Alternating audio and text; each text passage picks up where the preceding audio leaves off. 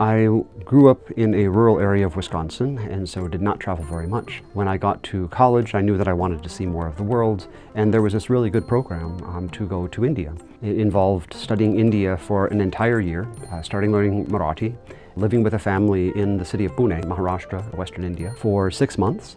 And that was a life transformational experience for me. It changed the way I saw the world, it changed the way I thought about religion and society, it changed the way I thought about the US. And it was so transformational, I knew I just wanted to keep on going back.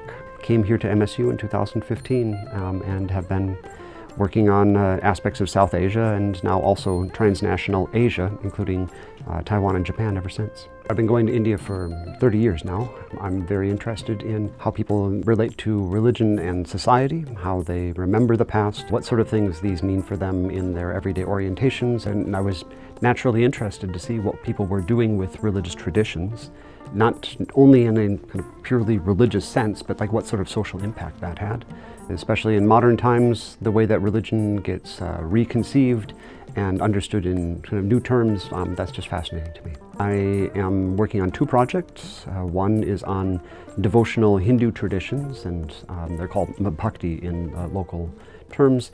The word devotional doesn't quite capture what they're up to, because in many ways these are social movements. They're indicating social change in terms of including people of various caste backgrounds, non-touchable backgrounds, and lots of women as well. The other one that I'm working on more now is starting from 1956, there's been a new group of Buddhists who've emerged in India following a Dalit, or so-called untouchable leader, Bhimrao Ambedkar.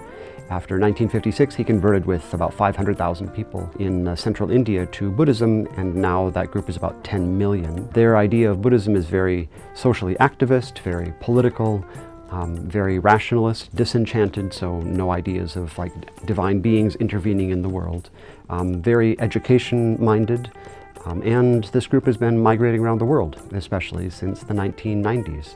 So I've been tracing the Ambedkarite groups that come up in Japan and Dubai and Western Europe and the UK, and a lot of them around here in the US, including in Detroit. And so how Ambedkarites communicate what is important to them, how the second or third generation of Ambedkarites, when they grow up in the UK or the US, their children, what they see as important about Buddhism when things are not framed in Indian context for them, so that diaspora transformation, I'm tracing that. And just generally, this is a new movement, starting in 1956. So the groups of Ambedkarites are still sort of trying to figure out, what does Buddhism mean and do for them? One thing that I'm honestly a little concerned about is with the suspension of Title VI funds and the National Resource Centers, a lot of the infrastructure in the US that was sort of unique globally, that allowed people like myself, who had no background previously with India, to become introduced to India, to start to learn Indian languages, which otherwise would have been abstract and impossible, like Marathi is not widely taught. All of this infrastructure now is sort of being called into question, and something that we can't assume in the ways that we could assume it since like the 1960s. One thing that was a once-in-a-lifetime experience, or something that was really impressive to me, was during my dissertation research. I was living in Maharashtra and working on this group of the devotional Hindus that I worked on, the Warkari Sampradaya. And one thing that's really important for them is an annual pilgrimage down to a particular city, Pandharpur. And so I joined this group from a city called Paitan, a smaller town called Paitan, that was based around the saint that I was studying, Eknath, from the 16th century.